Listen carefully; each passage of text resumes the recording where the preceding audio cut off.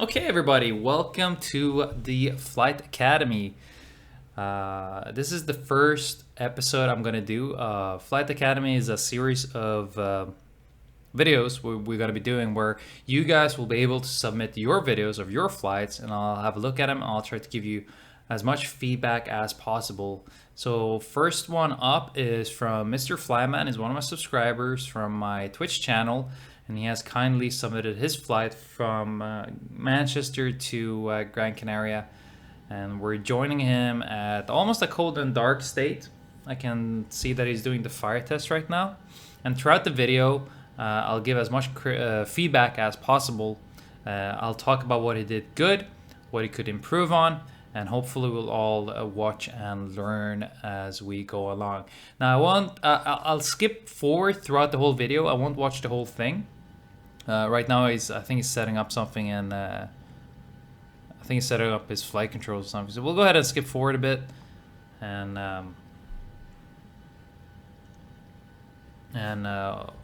we'll talk about his flight as we go along here.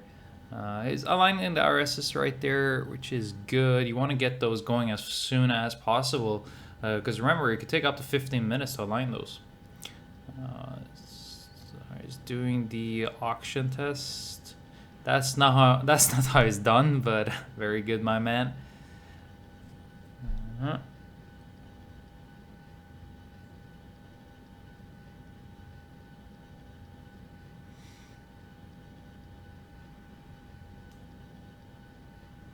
You see those these two lights? During daytime, you would just keep those in off, because you couldn't tell they're on or not anyway.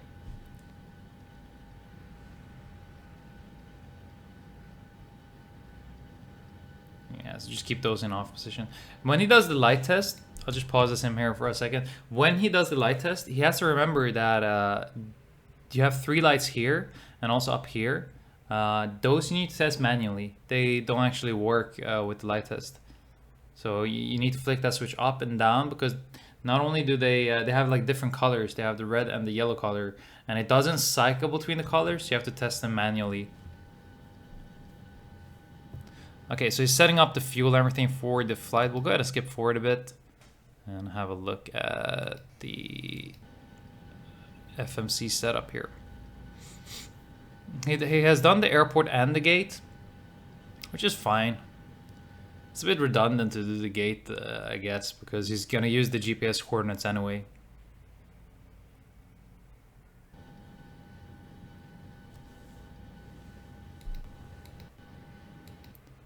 So here he is just setting up the approach.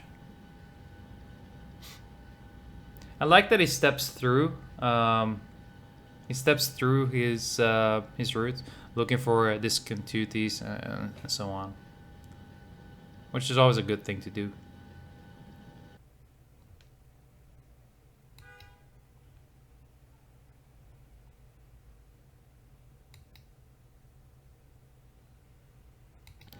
Just fast forward here. He's done the performance. Good man. So he has his top of climb win, and they put in the average win. Excellent Flyman, very good.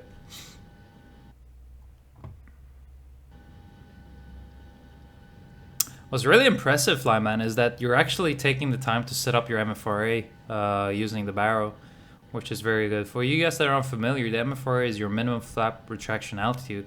That's at that stage is if you have an engine failure, that's the altitude where you will be accelerating to retract your flaps. Very good that you set that on your minima, on your barrow selector, because that'll come up as a green line on your altimeter as you climb.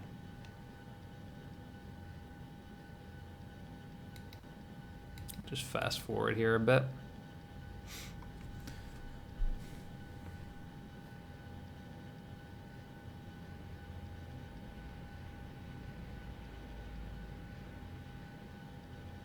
I have no idea why you turned off the pumps.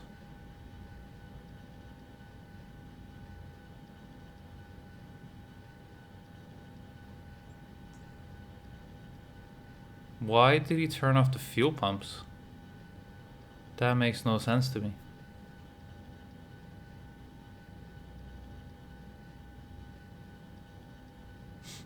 It's doing things which you're not supposed to do. Like, for example, you don't cycle the engine anti-ice and the wing anti-ice.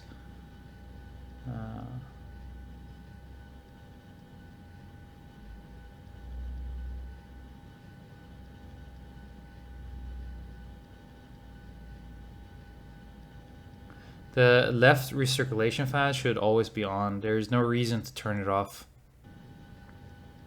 So I don't know. I'm starting to understand why he has the left recirculation fan off. That makes no sense. You're not supposed to keep it off. Remember, it's a 737-800. It's a long airplane. You have 2 recirculation fans. If you turn off the left one on the ground, what's going to happen is that your packs are going to work in high airflow. So you're going to burn more fuel right now from the APU. Well, now the APU is off, I think, but had you turn on the APU.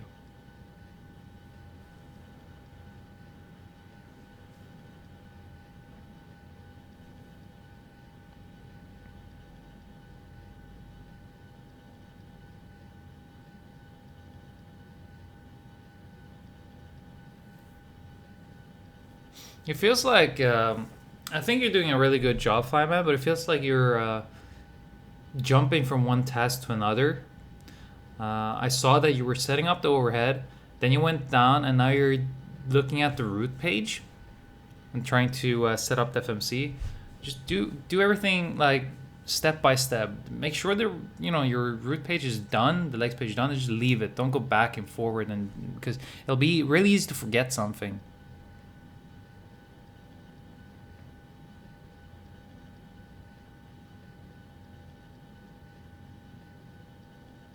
Okay, so now he's gonna go boarding complete. Is he gonna go for the pushback now? Yeah.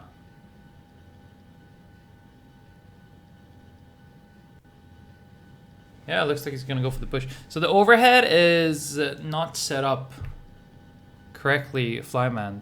So that's something you need to work on.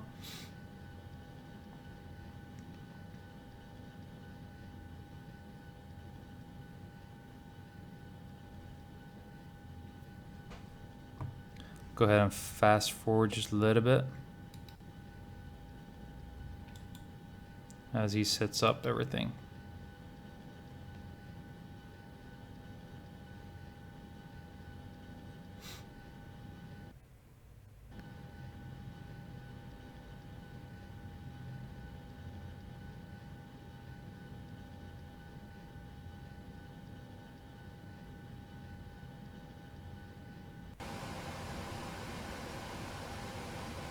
Okay, we're back again. It looks like it edited. The fuel pumps are back on, which is good. And the recirculation fan is on as well, I can tell. So that's good. That is good, my man. And we are ready for the push. So we're looking for now, before you do the push, you want Flyman to turn off the packs, and you want him to turn on that collision light, and also move the transponder to TA, sorry, alt off only. If he forgets one of those things, it's no problem, it's no big deal, but that's what you would have done in real life. So we'll have a look.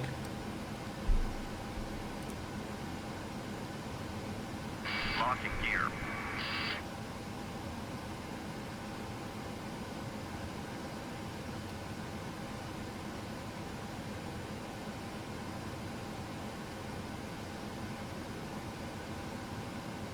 Departure check completed.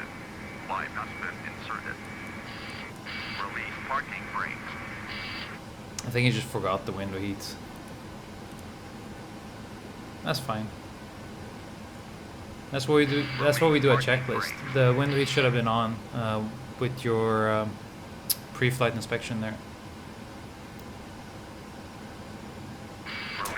The window heat actually has a ramp feature. So he turned off the packs, very good, and he's starting the pushback, and that collision line went on as well, very good. Yeah, the window heat actually has a ramp feature which slowly applies heat to the windows to avoid thermal shocking the window. But it takes a few minutes. Like, it will take the windows to reach their operating temperature, so you want to have those on with your with your before start checklist there. That's fine, it's just starting up the engines here, no big deal. We'll go ahead and fast forward a bit here. Very good.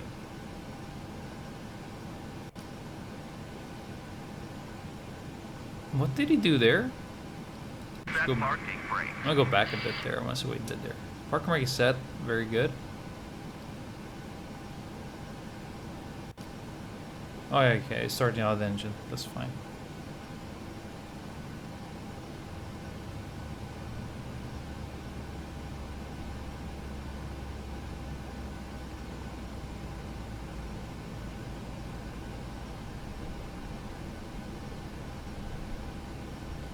So he's looking for 25% N2, and then he'll introduce fuel right there. Very good, Flyman. And he's looking for EGT increase there. You can look by his mouse cursor there. Nothing strange there, Flyman. Great job, you know. Engine start sequence. I mean, you got it nailed. No problem.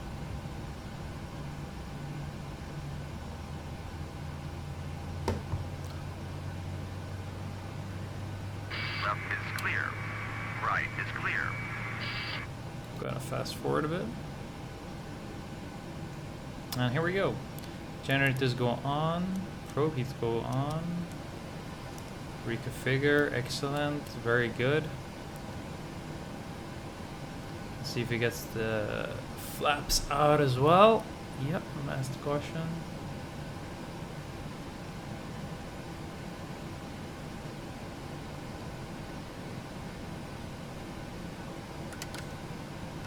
That's the flaps right there.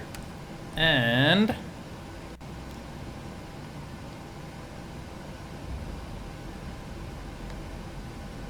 he's doing the flight control checks. I don't like the way you do the flight control checks, Flyman. When you do them slowly, very slowly. Remember, the flight control surfaces are huge. When you move those controls that fast, there's a lot of stress, especially when you just yank them up and down. Also, don't go full left and full up or whatever at the same time. Do one control surface at the time. Go full down, full up, center, left, center, right, center. Don't mix the two. As he taxis, he turned on his taxi light. Normally, like in real life, not only would you use the taxi light, you would also use the turn-offs. So you would turn on the taxi light and the turn-off lights. And here we go, parking brake is released, and now he has a master caution. And okay, so what I would have done there, Flyman, is don't just, okay, there's master caution, whatever, let's keep taxiing. Go ahead and set the parking brake, and you should tell your first officer or the other pilot, like, state malfunction. And he would say, master caution, air conditioning, pack, or whatever. You don't just cancel it like you did. You need to make sure that you know what it is. So yeah, don't taxi when you have a master caution. Make sure you know what it is before you go.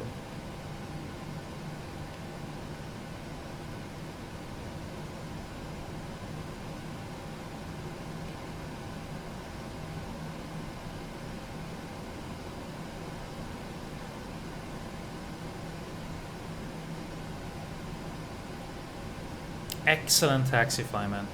Very good. You see how he overshoots the turns? This is really good stuff, Flyman. Really good stuff. You want your main wheels to be over the center line. And to achieve that, remember, the nose wheel is behind you. That's where the airplane turns, and it's behind you. So you need to overshoot those turns a bit to make sure that the main wheels are over the center line. So excellent taxi. That's really impressive stuff, Flyman. You clearly know what you're doing right here. Makes me happy to see.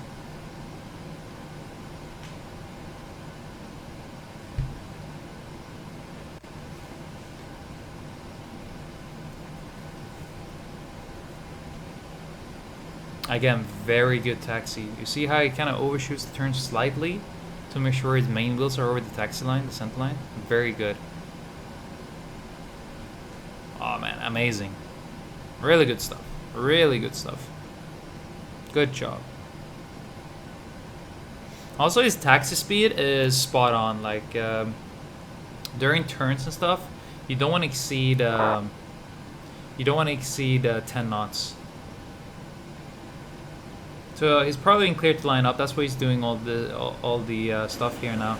Also, another thing I just remembered, like, you know, when you did the pushback there, remember to turn your transponder to alt off or ground mode or whatever feature it has, because a lot of airports, more and more airports now have ground radar movement stuff, so they can actually tell where the airplanes are, and with a ludicrous amount of precision. Like, they could tell if you're off the scent line on the taxi. So as soon as you're ready to move, go ahead and move that transponder to alt off. That way the ground controllers can see you. And do that for all the airports, regardless if they have it or don't have it. Now he's getting a little bit lazy with the taxi. You see his nose should be to the left of this taxi line right here. Now you're getting sloppy, my man. Ah, he's correcting it. Very good, very good. Excellent. Another common mistake people do right here is when they line up, they're going to follow that taxi line to line up the airplane. Let's see what Flyman does. Yeah, he's actually doing that as well. See how he follows that taxi line to line up the airplane? That's incorrect. That's not how you line up the airplane, because that taxi line is for airplanes taxiing off the runway. So you're actually losing a lot of distance right there. He's doing a rolling takeoff, absolutely fine. He's pulled up the engines to 40%, and then he pressed his toga button, which is perfect. The timing has been started, and off we go on our first ever Flight Academy, where you guys can send in your videos, and then I'll give you as much feedback as possible.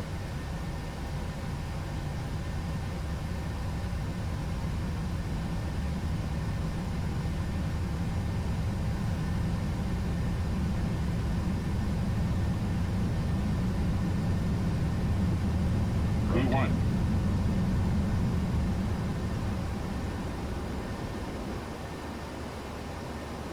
Very good rotation, Flyman. Very good rotation. Excellent rotation. Not too fast at all. What you're looking for is about 2 to no more than 3 degrees per second, and that was pretty spot on. I'm really impressed with the rotation. All the flight sims I've seen, well, most of them, like 9 out of 10 flights sims, they do way too fast on the rotation. And also another thing, Flyman, you know how you set your MFRA? Don't get sloppy on me, right? The MFRA was set and you bugged up before the MFRA. Now, we're only talking about like 100 feet or something, but you know, if the MFRA is 1,000 feet, you bug up at 1,000 feet. You don't bug up at 1,100. You don't bug up at 900 feet, and so on. Don't get sloppy. Don't get lazy. MFRA, that's where you bug up. Don't preemptively bug up. But other than that, very good. And this is a NADP 2 departure he's doing right here. So at 1,000 feet, he actually started his acceleration to retract the flaps.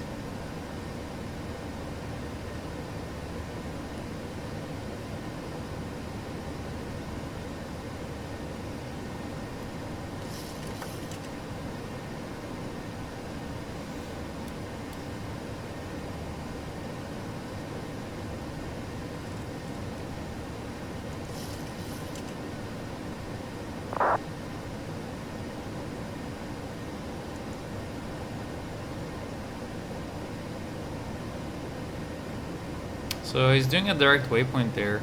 He's going direct to that waypoint, which is off his ND. You cannot actually see the waypoint. When you do such a thing, it doesn't actually matter if you can see it or don't, or you can't see it. You need to go to plan mode first. Go to plan mode. There was actually there was an American airplane that crashed. They flew into a mountain just because of what you did right there. They just selected the waypoint, put it on top, and executed it. Does regardless of what waypoint it is, go to plan page, look at it, and then you execute. Now it's easier in real life because you got a pilot monitoring helping you along. Now I cannot understand why he just went level change right there. So I'll just pause the thing here. So he's doing the climb, everything's fine. Now he's decided to accelerate the airplane. Normally the speed restriction is 250 to 100. Now you can exceed that if you're in like Class A, Class B, Class C airspace, and ATC tells you no speed control and so on. You can exceed the 250 to 100, but I cannot understand why you chose level change as a mode to do. A better way of doing it would be to use VNAV. Delete your speed restriction in the FMC. That way you will have the econ climb speed. And also, if for whatever reason you decide not to touch the FMC, you don't want to do the FMC, go ahead and press VNAV, and we'll keep it in VNAV and press speed at the vent. Now the reason for this is because VNAV will actually give you all the protections, which level change won't. VNAV will give you, for example, if you have an altitude restriction or something like that, that'll still be in there. VNAV would be the preferred mode right here. There's no reason to go level change. Even if it tells you, like flight 270, use VNAV speed at the vent, or put 270 into the FMC. So that's the way of doing it.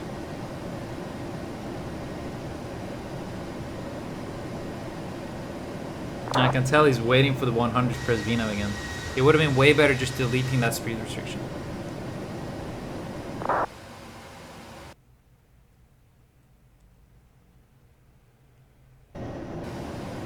He could have, yeah, because now he's not even doing the econ climb speed. As soon as I can tell he's itching to press that button. He's waiting for the 100.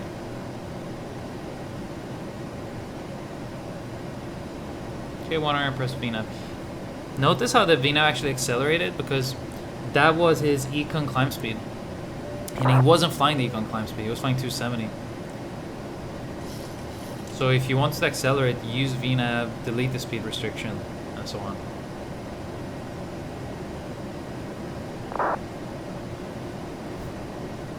Gonna fast forward here a bit.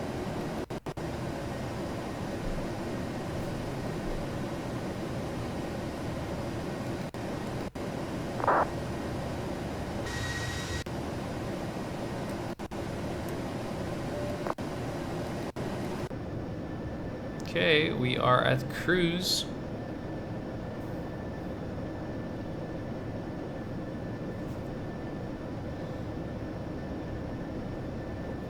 And he's decided to put in a step of 373. Maybe he's giving himself some more margin. I don't know. It's enough to just put 370. It will tell you if you can or can't do it. That's fine. 373. Excellent. That's exactly how you do a step climb. You make sure it's set 3 times.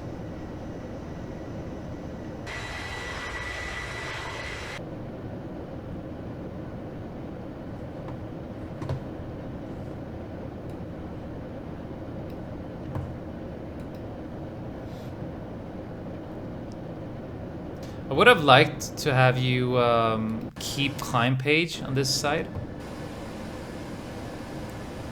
It's setting up the approach now.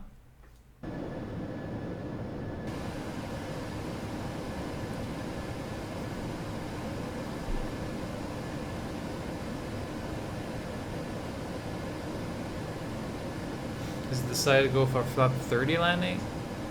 And very good. I like how you preset the QNH. That'll serve as a gross error check as well. Once you get cleared for an altitude, ATC will tell you, for example, it will tell you descend 5,000 feet on QNH 1017, and then if it's reasonable, you would know. If not, you could straight away tell that maybe you or ATC made a mistake. It's filling in the forecast page. It's all standard stuff. We'll go ahead and fast forward a little bit here for him to set up the approach. And let's see, what kind of approach is he gonna do? Okay, here we go. VR approach. Look at that, he read my mind. VR approach, runway 03 left, sidestep to 03 right. Is there any reason why you wouldn't do the localizer? No, I mean, it's fine. I would have probably done the localizer approach, because I think it's a bit simpler to do. No big deal. I mean, it's all this. It's all this. Remember, a localizer is more precise than a VOR. Not that it matters, both are absolutely fine. I think the localizer is a bit simpler to fly. The VR is a little bit more complicated because of the FAF is really close to the airfield, and then it's a 3.2 degree glide path, whereas the FAF on the localizer is at 7.5 miles, and it's a 3 glide path, so it's way easier to do the localizer approach.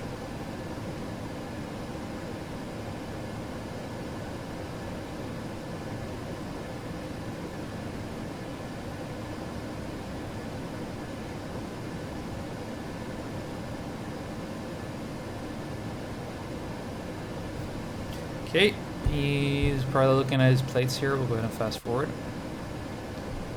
So he's doing the VR approach, and he's selected 1660. Don't know where he gets the 1660 from.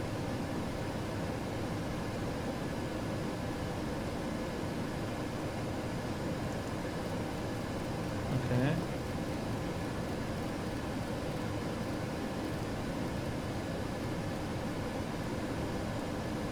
The VR DME, if you're going to do a side step from 03 left to 03 right, it's actually 1670. Not 1660, but it doesn't matter. It's probably different plates.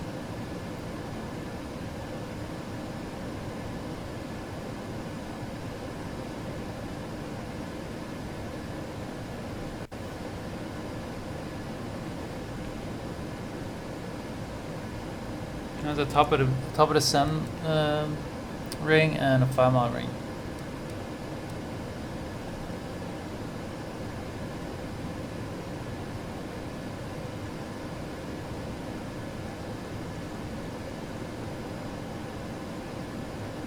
Planning to break off for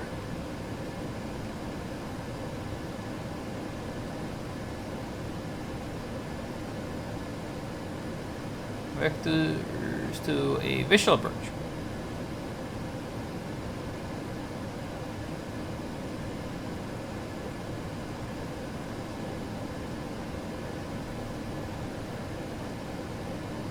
I like that he's actually typing some useful stuff into the scratch pad, because now I know what he's trying to do.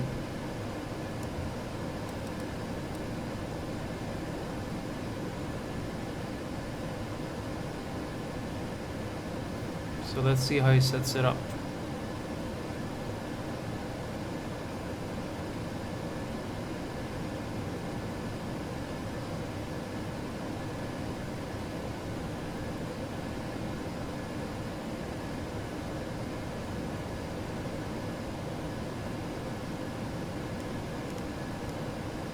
I have no idea what he's doing now.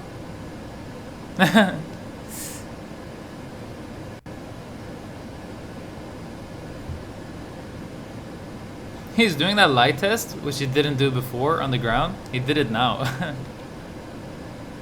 Maybe he heard me complain about it before and he's like, okay, I'll do it now.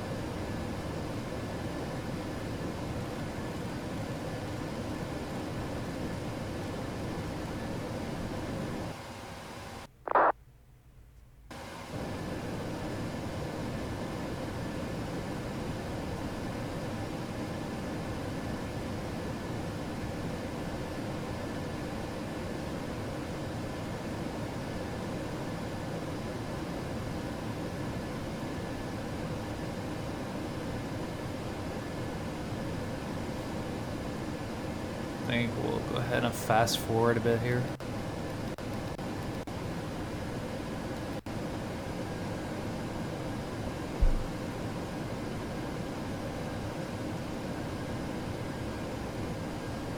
Planning to be configured.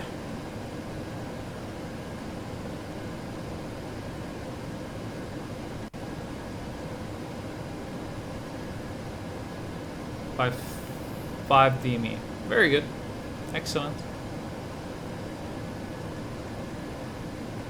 Yeah, it's absolutely fine. 5 DME is Normally we'll configure about 4, but if it's a sidestep, everything 5 mile is absolutely reasonable, and I agree with that. I would have done the same thing, Flyman. I think you're doing a great job. Good thing that you're thinking, hey, listen, okay, I'm doing a sidestep. It's a little bit complicated. It's not complicated, but it's a little bit more complex than normal. Let's configure it nice and early at 5 nautical miles, and then I'll go ahead and sidestep. Excellent, my man, excellent.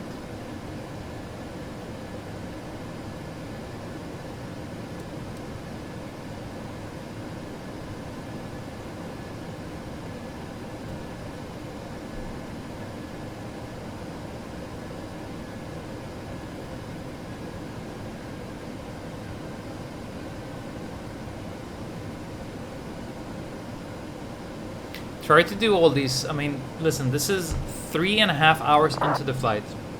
You could have done this during your cruise. You don't want to be setting up things during the descent if you can avoid it. If by any chance you can avoid setting up things during the descent, go ahead and do so, because during the descent, okay, listen, sterile cockpit, you want to be focused, a lot of things happening. You're going to go from a low state over, low state of attention to like a high state all of a sudden. And if you can avoid doing this stuff during the descent, try to do so. Also, personally, I would have turned off, you've had it on for the whole flight, and it's your data. Data meaning all the times here.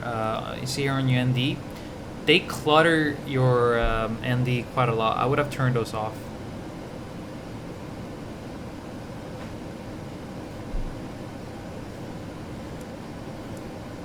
Just to avoid the clutter, you know. You don't really need those, especially not at this stage. All those times are available to you in the legs page or the progress page. And if you want to look at them, just go ahead and press data, but then turn it off afterwards. That's what I would have done. I would not have had those times up there.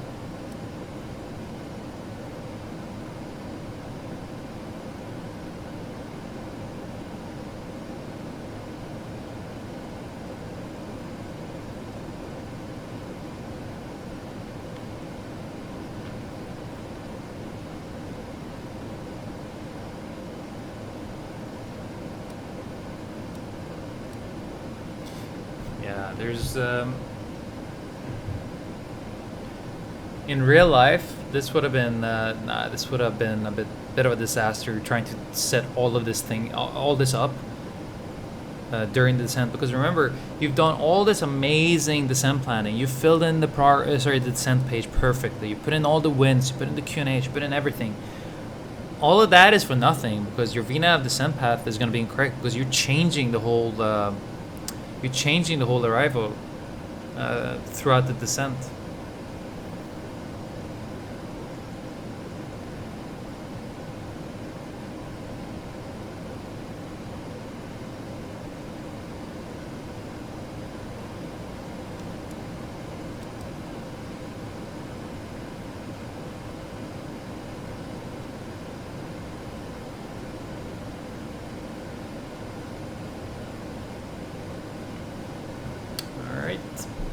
We are now at 32,000 feet descending. He's in L11 VNAV. He's a little below the VNAV profile, which is good. He's coming up, he's approaching the VNAV profile right now.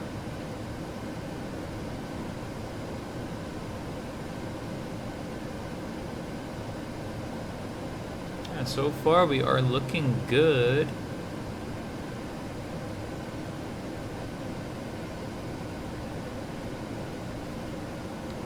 And there we go. He has regained the VNAV profile, and the engines should be spooling down. This is what you want. You want to be on the VNAV profile. You want the engines to be at idle, and you want to try to keep them at idle all the way down until you're basically at 5 miles.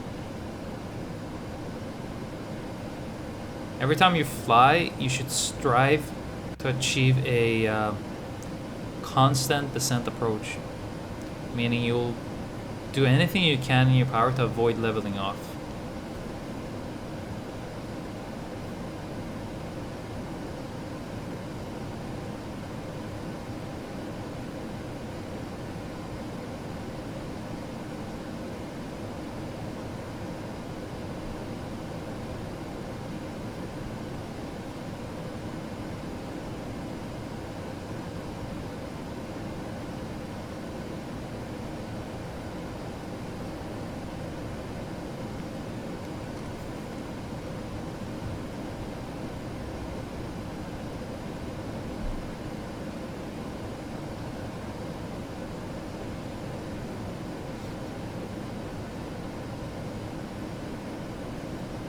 we're getting close to the airfield.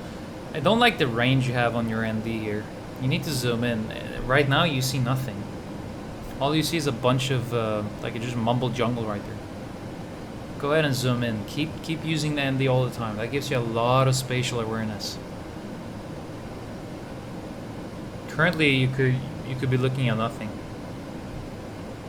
Don't forget to keep the ND in your scan as much as possible, because it does increase your situation awareness quite a lot.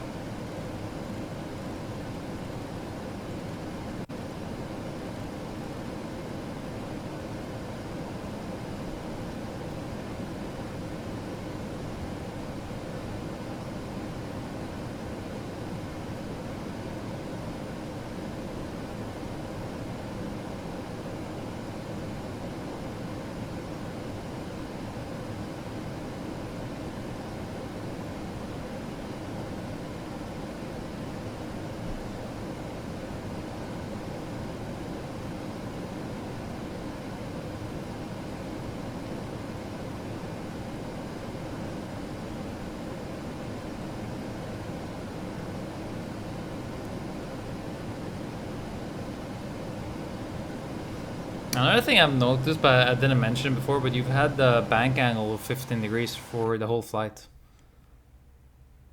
Keep it at 25. That's your standard turn. In my airline, we keep it at 25, but as soon as we pass flight at 300, we move it to 10 degrees. But that's not something you have to do. Just keep it at 25. There's no reason to have it at 15. If you keep it at 15 and ATC were to give you a heading to turn, that's going to screw up ATC quite a lot, because they will not anticipate, because you're going to have a substantially bigger radius of turn than what they would expect. Okay, we'll go ahead and fast forward, because it doesn't seem like much is happening right now.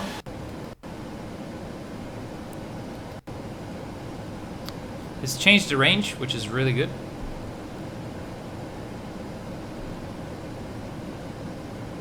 Yeah, this range is using now is way better.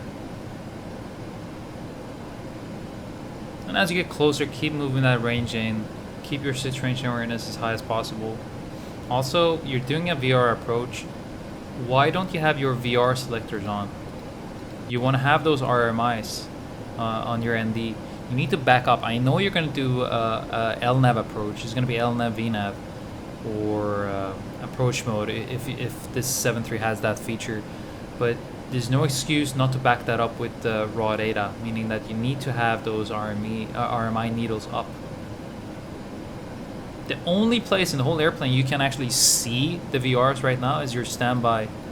Your standby, because those needles are on VR.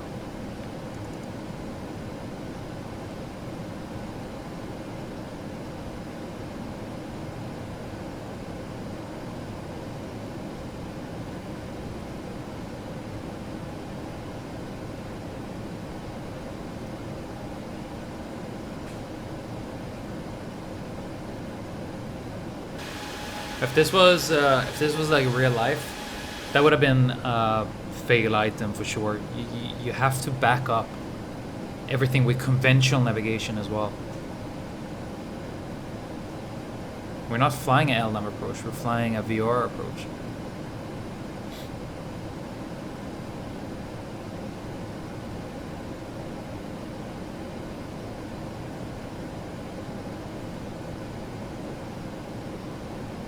Okay, we'll go ahead and fast forward here a little bit as we are approaching the airfield. We're still on the VNAV flight path, which is very good. We're joining him at 20,000 feet now. And let's see what he writes. Yes, Captain.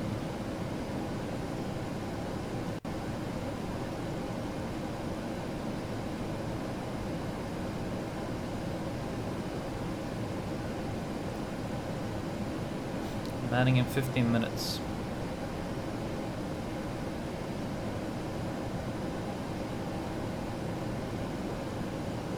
Okay, we'll go ahead and fast forward. Blows kisses.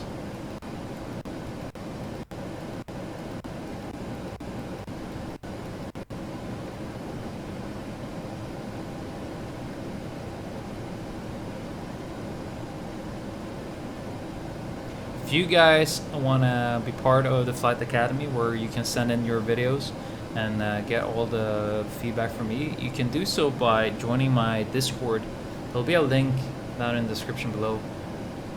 And if you're watching this live on the stream right now, there is you can actually type Discord into the chat and we get a link. There's also a link down in the description below on my Twitch channel where you can join the Discord. And go ahead and send me a private message with your video, either if it's on YouTube, on your own Twitch account, or if you have it on Dropbox and so on. And you can be part of the Flight Academy as well, where you send in your videos and I'll give you feedback. And we all learn and improve and become better pilots.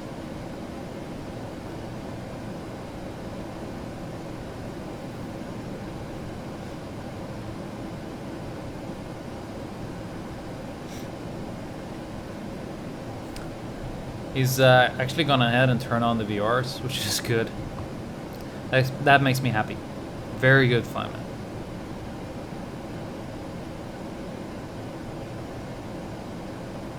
We'll go ahead and fast forward again as we're approaching the airfield here. Belts go on. That's good altitude, around 15,000 feet. That's when you want to turn on your... that's where you want to turn on your sequel sign.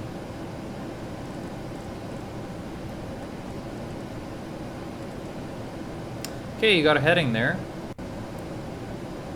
So, you see that bank angle? That's a problem right there, Flyman. That bank angle is going to be a problem.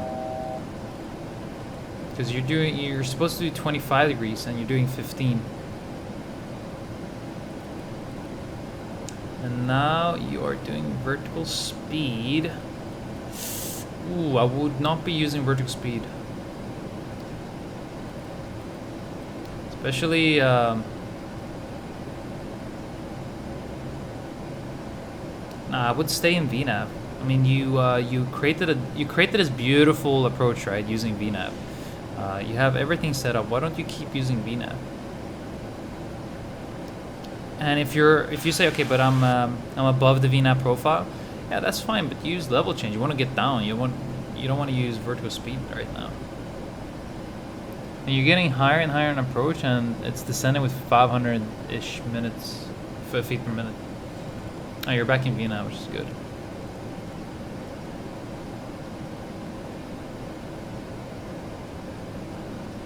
Vertical speed is a mode which you would use when you get closer towards the ground.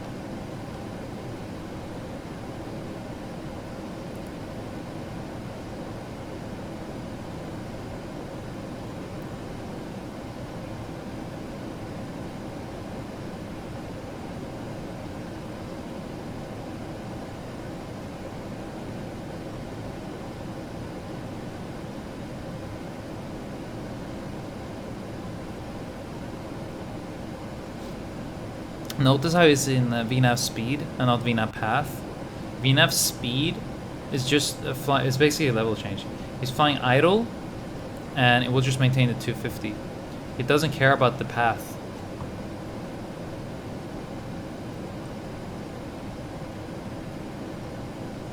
So you're gonna get higher and higher in that path right now, and the airplane won't do anything about it. So I would have probably told you to do something about it. If this was real life, I would say, hey, what about the VNAV path? We're getting a bit high. Oh, there we go. He's doing something about it. But I don't understand why using vertical speed.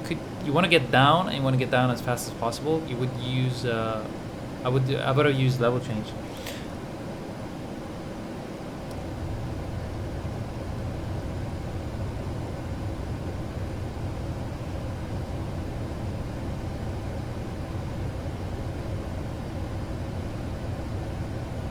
Vertical speed. When you use vertical speed, it doesn't care about the airspeed.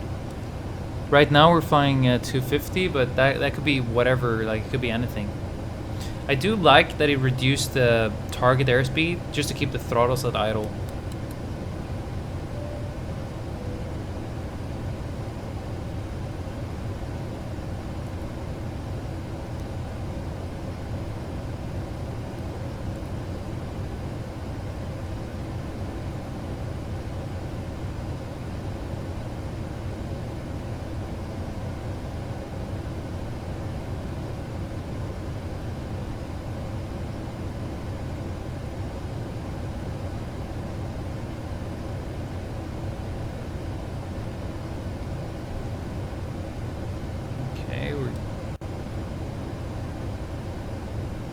getting closer towards landing here, so we'll see what it does.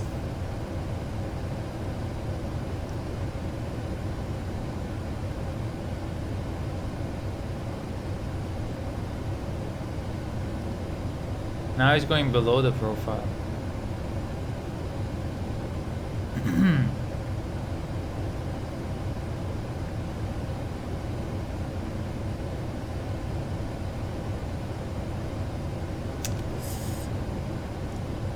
Another problem with vertical speed is that vertical speed doesn't really care about any altitude restrictions.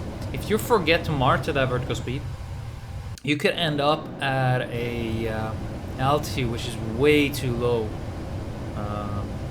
compared to what you want to be. Right now you're getting lower and lower and lower and lower. You really need to reduce that vertical speed right now, Flyman. And he's actually increasing it. I'm not sure why, like, he's getting way too low right now. This is not going to work out. I can tell you right now, this will not work out. He will level off. He's at 6,000 feet. And he's descending at 2,200 feet per minute.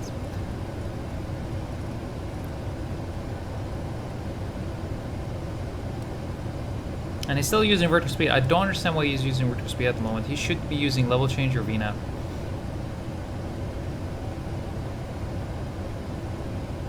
Again, it doesn't matter where he puts the airspeed indicator because vertical speed doesn't care. He will just maintain that descent rate.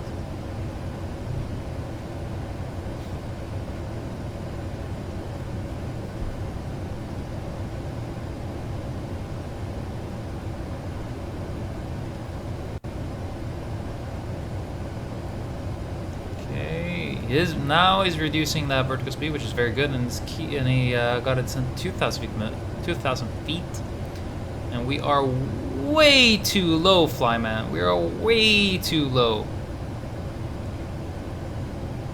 This is going to be a problem for sure. 1,500 feet per minute. So I would suggest that you need to work on your descent planning. You really want to maintain a constant descent approach. You don't want to be leveling off, and I can tell that this won't work. You are currently at 3,700 feet, and now we're going with the flaps. You are taking the flaps. Ooh, you are really, really close to that margin right there. The max airspeed for the flap extension is 250, flaps 1 and flaps 5. Man, you need to slow down first. And you won't be slowing down at 1,000 feet per minute. You need to reduce that to maybe 200 feet per minute or 300 feet per minute at the most to get that airspeed to go down. And you've been using that speed brake for the whole descent.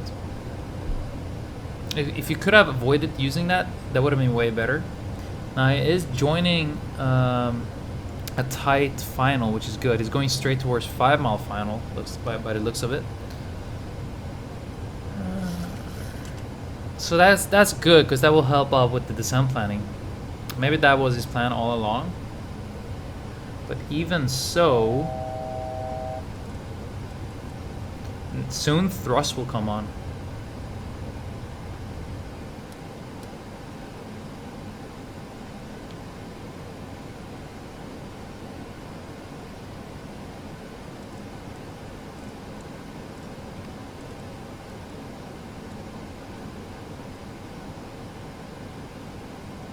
When you take your flaps out, you might as well fly the bug speed, like flap 1 speed. Start switches, you wouldn't turn on start switches at this stage. You would have turned them on with the landing checklist.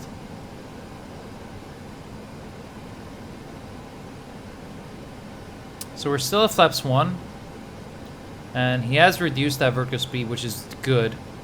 600 feet per minute, that's really good. And he's going for the VR approach at 5 miles.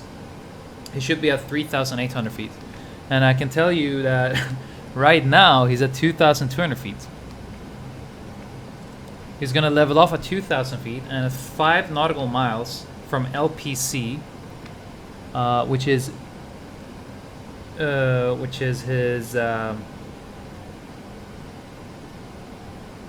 VR is going to be using. It's supposed to be 3,800 feet.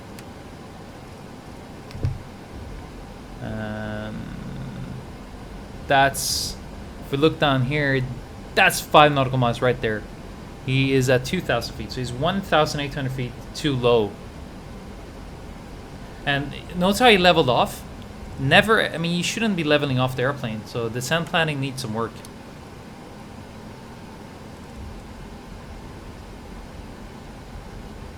Now, I know that he wrote that he's doing a visual approach. Doesn't matter, you shouldn't be leveling off the airplane anyway, because now you're burning way more fuel. See how you have thrust on the engines? Not only do you have thrust, you have drag side with the flaps, which you're supposed to have. You're supposed to have flaps at this stage. But no.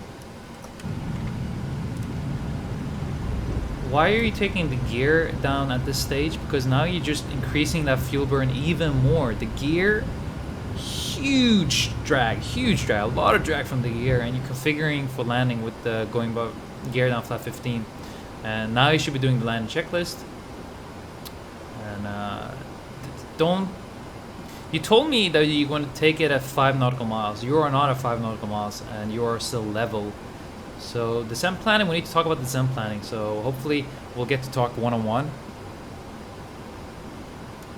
And most airfields, especially in the UK and some other places, you would have been in trouble. Like the ATC would have sent you a letter to your company saying that this airplane leveled off. You're not allowed to level off in most airfields nowadays, especially not in the UK. For like, you cannot level off in Stansted, Heathrow, Gatwick. Today I'm going to Liverpool. One of the runways, same thing. You have to fly a constant descent approach, because they are they're worried about the noise, fuel, emissions, all that good stuff. So most big airfields, they're mostly worried about the noise, because you have a lot of thrust on the engines. That creates a lot of noise, and a lot of airfields that would be pissed off at the moment. Okay, so he's disconnected everything and he's flying basically level. And also, when you do a visual approach, you should always strive to follow a 3D glide path, or whatever the approach equivalent would have been. So in this case, because you're doing a VR approach, 3.2 degree would have been good, or just follow the poppies right there. The poppies are 3 degrees, so just a 3D glide path.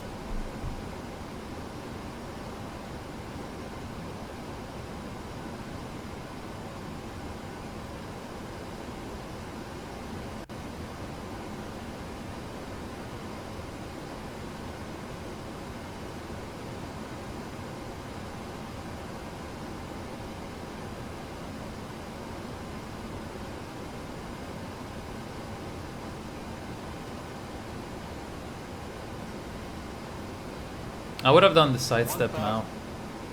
You see both runways, everything is nice. Just go ahead and sidestep right now to avoid getting high towards the end of the approach. In Gran Canaria, you can do the sidestep whenever you want, so try to do it as early as possible to give yourself more time to get nicely established, and you want to have a stabilized approach. The longer you wait, the harder you're going to make it for yourself. As just more feedback. But the approach is nicely flown, nice and stable. Just watch that speed a little bit, but otherwise it's good. It looks a bit windy, so you really need to do that sidestep, man.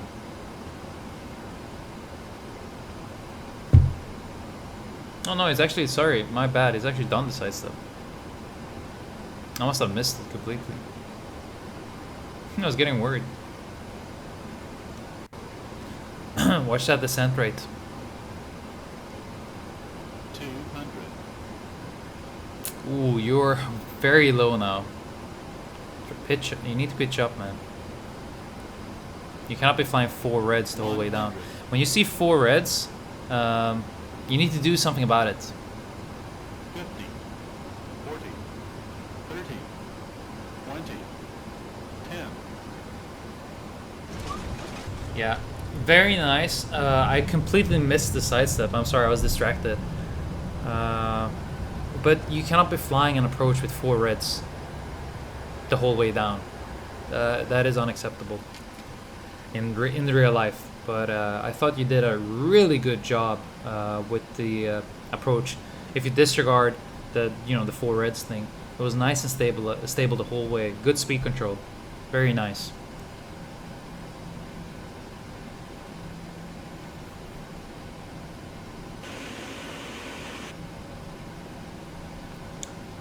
When you taxi off, you should actually be try to taxi off a bit faster.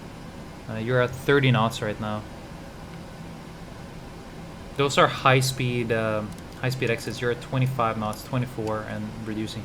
You could exit those at really high speed, like 50 knots, if you wanted to.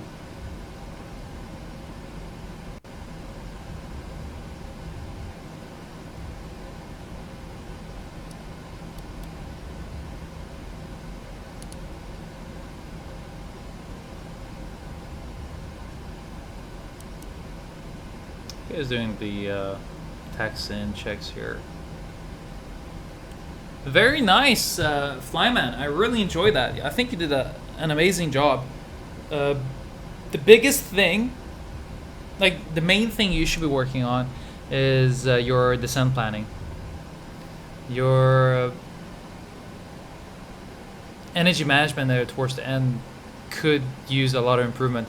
You do not want to level off like you did. It doesn't matter if you're doing a visual approach or VR approach, LS approach, whatever kind of approach you're doing. And it doesn't matter what airfield you're flying into. Always strive to do a CDA, a constant descent approach. Don't level off. Also, your energy management could also use a little bit of improvement. You don't want to fly level at, I think you were at 8 miles almost, with gear down, flap 15. There's no reason, especially now when you briefed that you were gonna have gear down, you're gonna configure at 5 miles. Now I might have misunderstood that. You might have said I want to be fully configured by 5 miles. But still, then you know, in real life this would have been a bit of a problem. And in Gran Canaria is not such. It's not a big deal because it's over the water. There's no cities or towns or anything like that, which you need to worry about. But you cannot be doing these kind of approaches in some other major airfields. They would have a go at you. ATC would tell you off big time, and you would get a letter saying that, hey, this pilot did not fly a constant descent approach. And not only that, but they would fine the airline. They would send a fine to the airline saying this pilot, this airplane did not do a constant descent approach. He leveled off, blah blah blah, because they can see all that on their radars, and they monitor it and they record everything. They're really strict about the descent planning there. Also, the bank angle, that's probably just a miss. You probably just forgot it, but that would have screwed up ATC when they gave you vectors. I just want to give you huge credit for your taxi. Your taxi is spot on, like really. You really understand the taxiing. Your rotation was beautiful. I have never seen a flight simmer do such a great rotation as you did. So really good job. And lastly, I want to thank you for sending in this video to me. This was the first ever Flight Academy. I hope you guys enjoyed it. I truly did. And hopefully everybody will send in their videos for some feedback. And I will also improve the way I do the videos. And they'll be more used to you guys. Again, big shout out to Flyman for sending this in. If you want to join Flight Academy, go ahead and join me on Discord. There'll be a link down below, and you can send in your video. Just make sure that you film from primarily inside the flight deck, because I want to see the primary flight display. I want to see your ND. I want to see how you manage the airplane and the operation. Also, hey, there we go. Also, when you send in your stuff, I really liked what Flyman did, and he gave me some comments there on the scratch pad, explaining what it was going to do. If you don't do that, go ahead and send me, when you send the video, go ahead and send a little bit of text to come along with it. Say, hey Pilot H, this is my video. I did this flight from this airfield to that airfield. I did a VR approach, I did a circling approach, I did such and such, and that will help me out a lot. Guys, thank you so much for watching this video, and I will see you on the next one. Thank you so much.